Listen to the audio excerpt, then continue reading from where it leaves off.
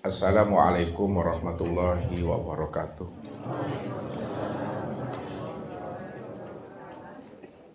Alhamdulillah, alhamdulillahilladzi nawwara qulubana binuri ma'rifati wal yakin wa adkhilna ma'al awliya'i wassolihin. Wassalatu wassalamu ala sayyidina Muhammadin nabi sayyidil mursalin wa ala alihi wa sahbihi rasulillahi ajma'in. Faqala Allah Ta'ala bil Qur'anil Karim, A'udzu billahi minasyaitonir rajim. Bismillahirrahmanirrahim. Sanurihim ayatina fil afaq wa fi anfusihim hatta yatabayyana lahum annahul haqq. Wa fil abdi ayatul lil muqinin wa fi anfusikum afala tubsirun. Wa'lamu anna fikum Rasulullah. Sadaqallahul azim. Bapak Ibu, saudara-saudaraku dan anak-anak kami jamaah Tauhid Rabbani yang dirahmati Allah. Sebagai seorang arifin atau arif billah, di mana dirinya tidak ada lagi jarak dan dinding serta pembatas antara dirinya dengan Tuhannya. Ketika dirinya tidak ada lagi dinding dan pembatas antara dirinya dengan Allah, karena Allah itu betul-betul aqrabu ilaihi min hablil warid. Allah itu amatlah sangat dekat pada diri kita, karena Allah itulah sebenarnya yang menjadi rahasia diri Bapak Ibu. Ketika itulah seorang arifin itu setiap harinya dia senantiasa bermusyahadah, melakukan syuhud kepada Allah setiap waktu, setiap detik, bahkan sepanjang hidupnya di alam dunia maupun di alam akhirat itu. Ketika dia telah senantiasa bermusyahadah dan syuhud kepada Allah, dunia dan akhirat, maka disitulah dirinya itu benar-benar sudah berada di dalam kandungan rahman dan rahimnya Allah.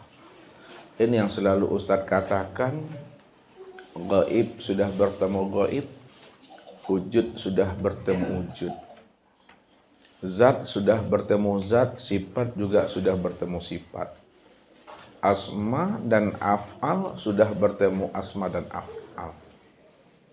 Ketika itulah Bapak Ibu, diri Bapak Ibu itu telah dalam keadaan fanah dan baqabilah. Orang yang dirinya sudah dalam keadaan fanah dan baqabilah, maka ketika itu hanya diri Allah lah yang wujud semata-mata. Kenapa Allah yang wujud semata-mata Bapak Ibu? Karena memang Allah itu yang ada dan selain dirinya tidak pernah ada. Karena Allah itu yang dikatakan namanya Ahad atau Ahadiyah. Allah itu dikatakan ahad atau ahadiyah, itu maksudnya bahwa Allah itu adalah diri yang tunggal. Diri yang tunggal itu adalah diri yang esa. Diri yang esa itu hanya dia satu-satunya. Hanya dia satu-satunya itu maksudnya tidak ada diri yang lain selain daripada dirinya. Karena dirinya cuma yang ada semata-mata. Kalau dirinya cuma yang ada semata-mata, karena dia adalah diri yang ahad atau ahadiyah, maka dialah segala yang wujud dalam bentuk rupa berbeda wujud yang lain, dan segala bentuk wujud yang berbeda rupa yang lain itu sebenarnya adalah kenyataan daripada diriku jua di sana. Karena dialah yang awal, akhir, zahir dan batin.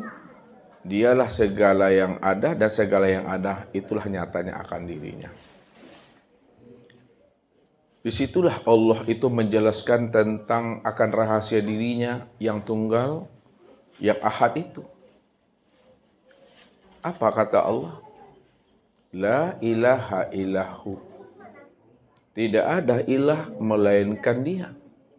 Maknanya Tidak ada yang wujud, tidak ada yang nyata dalam bentuk rupa yang berbeda wujud yang lain, melainkan segala bentuk rupa yang berbeda wujud yang lain itu sebenarnya nyatanya akan aku.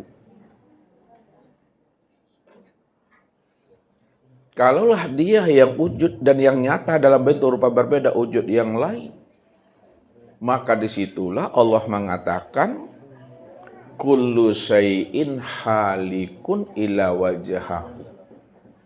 Tiap-tiap segala sesuatu dalam bentuk rupa yang berbeda wujud yang lain itu hakikatnya sebenar-benarnya tidak pernah ada. Kalaulah sebenar-benarnya hakikatnya tidak pernah ada, alam tidak pernah ada, sesuatu tidak pernah ada, diri juga tidak pernah ada, maka yang sebenar ada itu tiada lain adalah aku, kata Allah, illa wajahahu. Yang sebenar ada itu adalah aku. Maka yang dikatakan diri, yang dikatakan sesuatu dan dikatakan namanya alam, itulah kenyataan daripada bentuk aku juga dalam rupa yang berbeda wujud yang lain. Akan tetapi kesempurnaan untuk memandang akan wujud aku dalam bentuk rupa yang berbeda wujud yang lain pada segala alam dan pada segala sesuatu sempurnalah pada insan. Insan itulah kesempurnaan memandang nyatanya akan diriku. Disitulah dijelaskan al-insanu nafsi wa ana nafsuhu. Insan itu aku dan akulah insan itu yang sesungguhnya.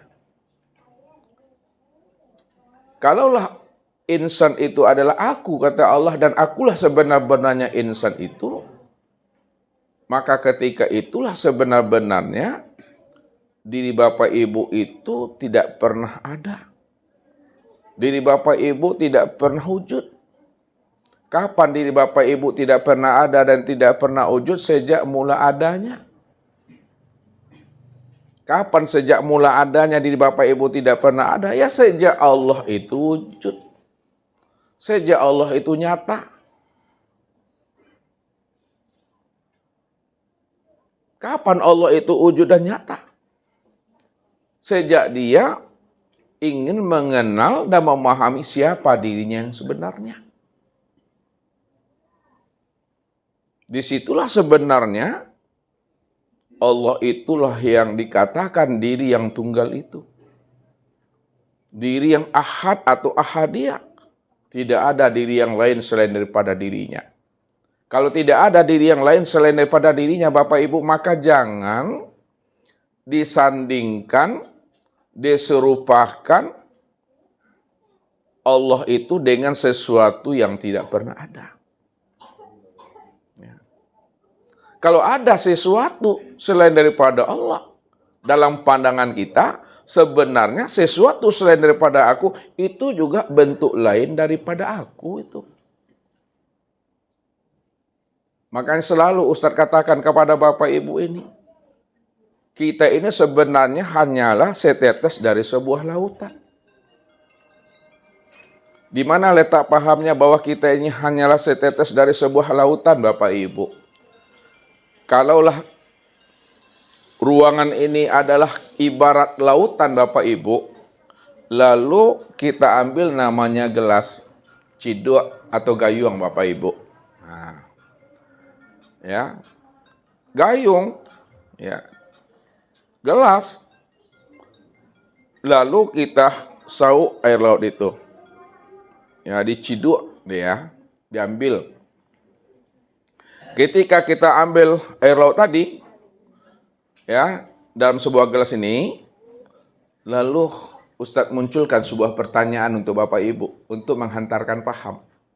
Ya, air yang ada di dalam gelas ini, samakah Bapak Ibu dengan air yang ada di lautan itu? Sama. Apa sebabnya sama, Bapak Ibu? Hah? Asalnya dari lautan. Kalaulah air yang di dalam gelas ini asalnya dari lautan, lalu pertanyaan yang kedua, Air yang ada di dalam gelas ini apa sebutannya? Apa namanya bagi air yang ada di lautan ini? Bahagian. Kalaulah air ini adalah bahagian daripada lautan, maka sebenarnya bahagian daripada lautan itu juga tiada lain adalah lautan itu juga sebenarnya.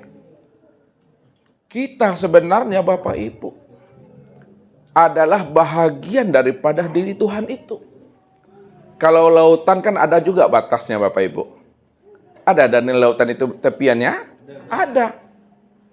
Kalau Allah ada enggak batasannya? Ada enggak tepiannya? Sekarang kita menghantarkan. Allah itu adalah lautan yang tidak ada batasan dan tidak ada tepiannya. Ya. Kalau Allah itu adalah tidak ada tepian yang tidak ada batasnya, maknanya wal awalu wal akhiru. Dia yang awal, yang tidak ada ujungnya. Awal tak ada permulaannya, akhir tidak ada kesudahannya. Maka alam, diri kita dan alam ini yang dikatakan namanya kita ini adalah bahagian daripada dirinya juga.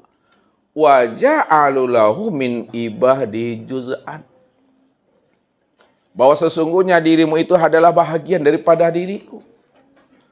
Kenapa alam dan diri kita ini adalah bahagian daripada dirinya Bapak Ibu? Apa sebabnya? Alam dan diri kita ini bahagian daripada dirinya. Asalnya terbitnya inna lillahi wa inna ilaihi raji'un itu. Sesungguhnya asalmu adalah aku. Maknanya kamu itu terbit daripada diriku. Bahasa hakikatnya, kamu itu tajalinya aku. Kalaulah kita ini adalah bahagian dirinya, tajali daripada dirinya, maka bahagian dan tajali daripada dirinya itu sebenarnya tiada lain juga adalah dirinya juga di sana. Jadi sekalian alam dalam bentuk rupa yang berbeda, wujud yang lain, pahamilah itu sebenar-benarnya. Itu tiada lain adalah bentuk lain daripada aku itu. Kenapa bentuk lain daripada aku? Kan dia cuma yang wujud. Wujudnya itu mutlak. Wujud yang mutlak itu tidak ada diri yang lain selain daripada dirinya. Hanya dia satu-satunya. Tidak ada diri yang lain selain daripada dirinya. Hanya dia satu-satunya Bapak Ibu. Kalau hanya dia satu-satunya, maka Allah itu segala yang wujud dan segala yang wujud itulah nyatanya Allah itu yang sebenarnya. Dalam bentuk rupa yang berbeda wujud yang lain.